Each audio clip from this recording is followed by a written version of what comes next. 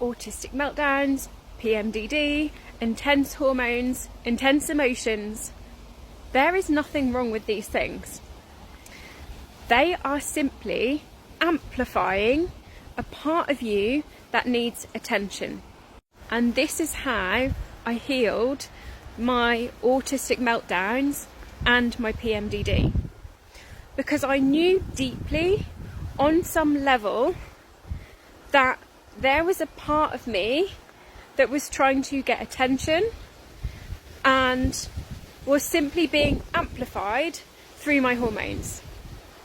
So instead of looking externally for answers and taking the 3D route to these things and these labels, I went internally. And internally, I connected with my inner teen. I'd done all the inner child work. I've been doing inner child work since, well, for like the last 10 years. And what was now coming up for me to heal was my inner teen.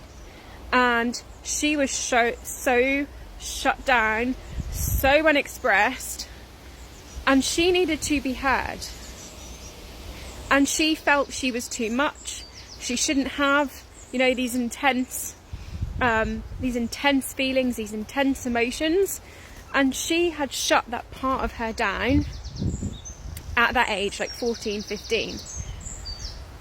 And going within and being able to connect with that inner teen in me, and I've done this for several of my clients as well, who've also had this wounding, this pattern of it's too much, I mustn't be angry, I mustn't show my emotions.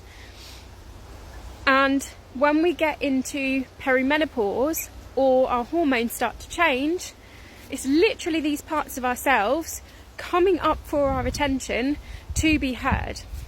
So I took myself through the shadow work process that I go through with my clients, and I healed this. I healed my PMDD. I healed my autistic meltdowns. And don't get me wrong, I still have things that dysregulate me.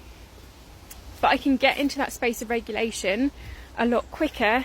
I'm not acting irrationally, and things are just a smoother process. So this is